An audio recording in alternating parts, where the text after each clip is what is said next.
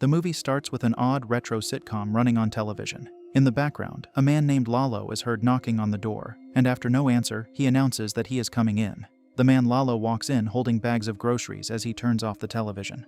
Looking around the room, he sees no signs of the person he's looking for, until he hears a thud from the upper floor, sounding like someone fell or got hurt. As he struggles to make his way up the stairs, he tries asking the woman if she is okay, but to no avail. He opens the room's door to look around until he's abruptly interrupted by an old woman who yells at him and tells him she's getting dressed. The old man apologizes, and the woman says she will be coming downstairs, and so he goes down to the kitchen. As he is setting the groceries, he finds that one of the cabinets is stuck. Getting a stool to fix the cabinet, he senses the woman in the background. He asks the woman if she's taken her meds, only to find her outside gardening. He immediately turns around to see who else has been there in the kitchen with him, but finds no one there. Suddenly, the stool under him is pushed out, and he falls, his head hitting the counter as he lies on the floor lifeless. The scene then cuts to a woman named Aurora walking into a room with broken glass. The woman receives a call. The man on the other side keeps apologizing. He promises her that he will go back to therapy so they can be a family again. The man also tells her to put some ice on her face, and tells her that he loves her. Aurora cuts the call and picks up a photo frame of herself and her brother. She pulls out another picture from behind the frame and looks at it longingly. In the next scene, she is by the fridge, rubbing a cold can against a bruise, possibly from the fight with her partner a while ago. Meanwhile, a girl in a white dress is seen mumbling and walking into a room, but Aurora turns around to find nothing. As she goes to look around the room, she starts hearing rumbling from the closet. She looks at herself in the mirror in horror as the closet slowly opens, and tells herself not to look back. As she opens her eyes, the closet door is closed, and as she turns back, a sinister creature comes from the back and tries to choke her. Just then, Aurora wakes up from the nightmare drenched in sweat and out of breath. She receives a call from Martin, her twin brother. She panics and asks what happened to their mother, and he says that although she is all right, Aurora will have to come down to the house. The next day, she drives to the house. While she is standing at the door, the poor woman is startled by someone calling out her name. She stiffens and doesn't look back until the man taps her shoulder, and she snaps out of it. He turns out to be her twin brother Martin, and the two catch up before giving each other a hug. Aurora asks Martin what happened, and he narrates the story of the old man. Martin also asks her about her bruise, and Aurora says that she just bumped into something. The woman then walks inside the house to greet her mother, who is watching TV. Their mother complains that nobody visits her often, and Aurora apologizes for it. The old woman says Lalo is the only one who used to visit and check up on her. Aurora says she found out that their mother was the one who found the lifeless man. The old woman seemingly forgets for a while who they're talking about, before remembering. She says it was sad to see him just lying there. They have a conversation, and as Aurora takes a seat, her mother tells her not to sit in her deceased father's chair, saying he's on his way. The scene cuts to the twins having a conversation in the kitchen about who will keep and take care of the mother full time, as the mother can no longer live alone due to her worsening dementia. Martin asks Aurora to keep their mother with her as his roommate has a cat, and their mother has an allergy to cats. Aurora says that her apartment is too small, and since she is in a relationship as well, she cannot keep their mother. The conversation shifts, and Martin tells her how he has been taking sessions in therapy to remember more about his childhood. He wants to know more about their father and what he was like, as the only image he has of him is the one where he was lying on the stairs, lifeless. Martin tries asking her some personal questions about her relationship, which she ignores. Later, Aurora goes to her room. There, she finds her father's suit outside the door and walks in to find her room just as it was before. As she walks around the room, she finds herself riddled with bad memories and flashbacks of her childhood. Meanwhile, Martin cooks dinner in the kitchen, which he serves to the family one by one. While having dinner, Aurora spots dirt on their mother's hands, which she continues to scratch. As Martin serves his mother and his sister, the old woman asks him why he hasn't served his father yet, knowing he loves pasta. Aurora tells her mother that their father is not there, while the mother argues that he is. She tells Aurora to not get lost in the bad memories. The two start to bicker as poor clueless Martin watches on silently. Aurora says she won't argue on the first night of her being there, but her mother is dismissive and asks her why she hates her father so much. Aurora hits her with another jab on how her mother could not hate her father.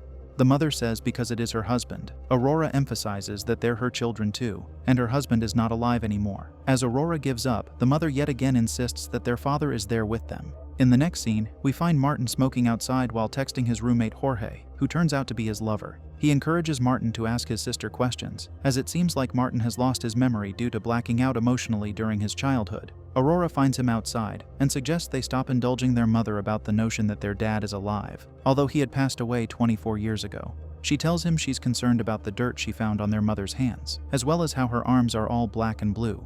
Martin tries to reason that she probably fell or hurt herself while working in the garden, But Aurora argues that bruises don't just appear like that. The twins fall silent, realizing they both are thinking about Aurora's bruise. Just then, Martin shows her a childhood snack, and Aurora lights up seeing it. Soon after, they discuss how they need to find a place for their mother to live. He tells her that a nursing home is not a good idea, as they look like dumps in the movies, but Aurora reminds him of how both of them do not have the capacity or ability to keep their mother with them. Then, Martin asks her why she hates their father so much. Aurora just dismisses his question and leaves. As Martin walks back inside, he hears the sounds of someone eating in the kitchen, only to find nothing. Right that moment, we see a clothless figure standing outside as the glass window breaks. Meanwhile, as Aurora stops using her phone and goes to sleep, the same figure is seen creeping outside of her wardrobe towards her bed. It breathes over her as she awakes, terrified. Much to her horror, Aurora also finds blood on her neck. As morning approaches, Aurora talks on the phone with her partner about her mother. Meanwhile, Martin is dressing when he hears a loud thud, similar to the one in the beginning of the movie. Martin goes to find his mother, but to no avail. Suddenly, she bursts out of the closet, laughing at Martin about how he's still a scaredy cat and his dad loved doing this to him as well.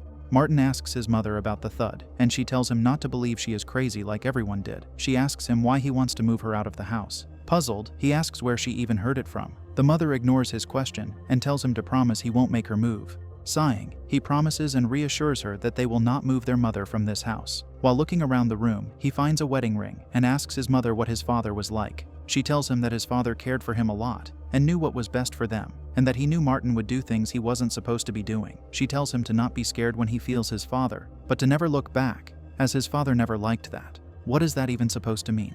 The scene moves on to Aurora, talking to a nursing home about available appointments. Martin is watching a show with their mother, as Aurora calls Martin over and tells him the nursing home said they would be available on Friday. She tells him that they have no other choice, as Martin questions it, saying that their mother had found out about it as well. Frustrated, Aurora tells her twin brother she can't stay at the house anymore, as she's feeling weird and paranormal things. Martin laughs, although he also admits he felt something weird. He shows her the ring from his mother's room, and Aurora stares at it in disbelief as Martin asks her to not think about pawning it. She says it was their dad's wedding band. Martin is pleasantly surprised to hear this. Aurora looks at him in shock and asks him if he remembers, before revealing that their father's wedding band had been buried with him. The two visit the graveyard where their father is buried. The door to the graveyard is closed, and Aurora climbs over the wall. Martin tells her to stop it and go back home with him, but she wouldn't listen. The man is left with no choice but to go with her. As the two walk through the graveyard, Martin presses Aurora about their father. Aurora tells him the cause of his demise was from choking on plastic. Just then, she hears a loud whistle when she looks at their father's broken grave. As they look around for the source, they find a figure of their father looking at them from a distance. The siblings run for their lives. As they get back home, they discuss the figure and their father's demise. The two seem to be suspecting their mother. Martin says it could not be their mother's doing, but Aurora believes that if she hadn't done it herself, she most likely knew someone who had done it for her. Before she can go towards the stairs, Martin asks Aurora if that was his fault. The man, having lost his memory, starts thinking the worst. Her sister, however, assures him that it wasn't. Their father told them never to look back as a strict rule. Aurora marches into her mother's room, determined to confront her about the grave and the mysterious ring. She demands to know the last time her mother visited their father's grave and what she did there, revealing the ring in her hand. At the sight of it, her mother becomes hysterical, snatching the ring and claiming it as her own. Aurora presses her for answers, asking how she got it. Her mother's voice quivers as she confesses that their father had helped her obtain the ring, and that it was what bound them together. Meanwhile, just outside the room, Martin overhears their heated exchange. His attention is drawn to his father's coat hanging near the door, where he discovers a whistle tucked inside one of the pockets. In the next scene, Aurora is on the phone with her partner, who persistently asks when she's coming back. Aurora tries to explain the chaotic state of her family, her voice edged with frustration. Later that night, Martin receives a text from his boyfriend Jorge. The two meet outside in Jorge's car, seeking solace in each other's company. They decide to go up to Martin's room, where they share the night together. Elsewhere in the house, their mother is alone in her room when the eerie figure from the mirror reappears. This time, it holds her down against the bed, seemingly possessing or controlling her. The atmosphere turns colder when Jorge steps out of Martin's room and encounters the mother in the dimly lit living room. She sits before a static-filled television, her appearance ghostly and drained. Jorge introduces himself nervously, explaining that he's a friend of Martin's and is only there to retrieve something he left behind. As he picks up his item, the mother, her voice chillingly detached, declares that Martin isn't allowed to have friends. Before Jorge can react, she lunges at him, choking him with unnatural strength. In the flickering reflection of the television screen, the horrifying figure is revealed, rocking in the chair that now holds the mother captive. As Jorge escapes to his car, he sees a man hold the old woman by her clothes. But as he tries to escape, the woman catches up to him and shatters his window. The scene immediately cuts to Aurora, who is sleeping as the sheets over her slowly go down. She wakes up to the horrific sight of her possessed mother, but is unable to move or speak. Awakening from what appeared to be a nightmare, the marks on her body prove that it was not a dream after all. We then see Martin dropping many messages to his lover Jorge, who he can't seem to get in touch with. As he finally decides to blow the whistle, he gets a flashback of his father being.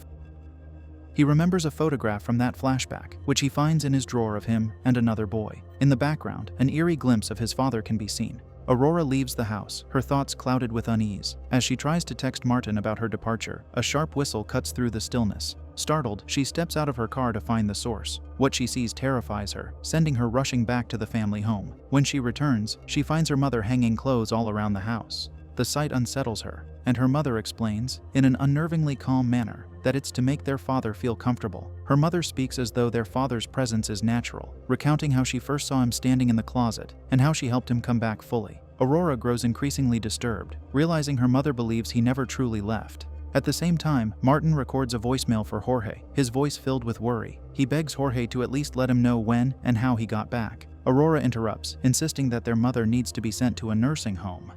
Martin resists, trying to reason with her, but her mention of their father's return stops him in his tracks. Aurora demands they pack up and leave immediately, dragging him upstairs as their argument continues. Their attention shifts when they hear their mother mumbling in the bathroom. Concerned, Aurora goes to check on her. As soon as she steps inside, the door slams shut, locking her in. Her mother's laughter echoes eerily from the other side, growing louder and more twisted. Aurora stiffens, every sound amplified in the suffocating silence. She senses movement around her, the air growing heavier. Suddenly, an unseen force attacks her, and her screams pierce through the house. Outside, Martin fumbles with the keys, his hands shaking as he struggles to unlock the door. When he finally opens it, Aurora bursts out, clinging to him in terror. She trembles as she tries to explain what happened, her panic spilling over. Martin tries to comfort her, insisting there is no one else inside.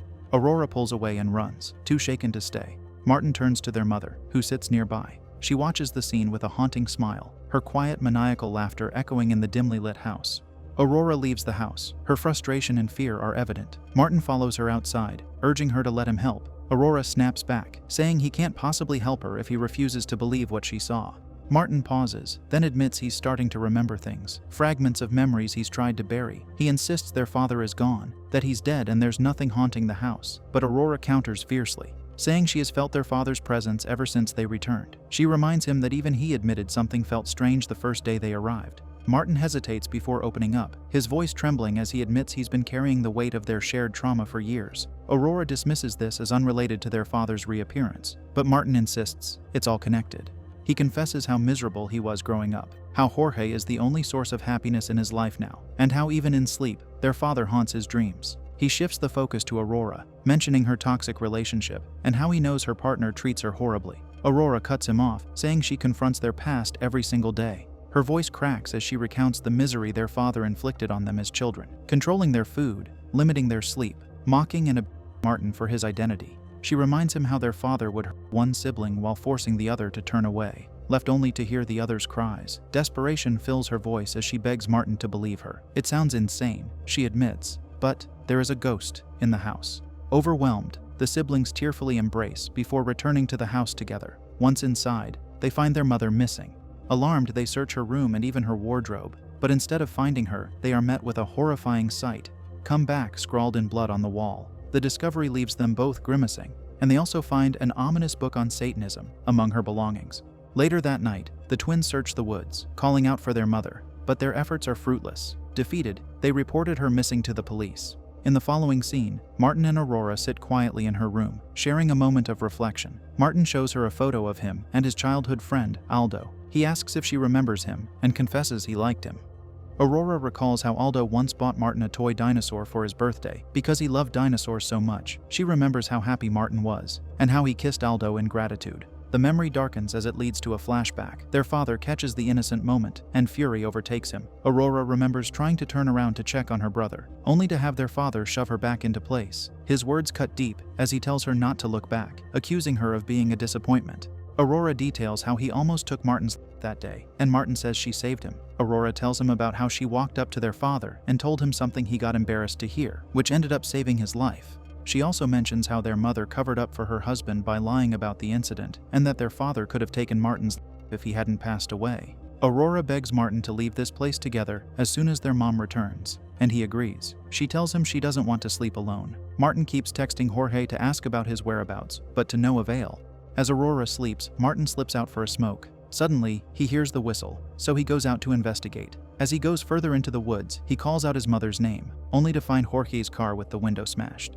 As he looks at the car, he sees his father from the corner and turns his back, his father's words about not looking back resonating before he makes a run for it. He rushes back into the house and takes a look out from the keyhole, only to find nobody there.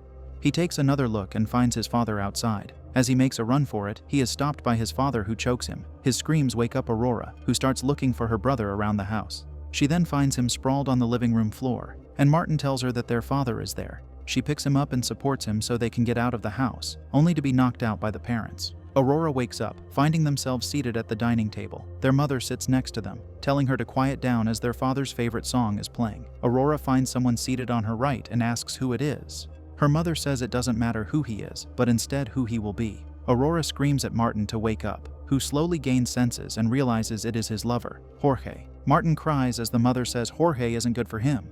Aurora begs their mother to let them go, but the old woman says she shouldn't have left in the first place. She complains about how coddled the new generation is before saying it is finally time.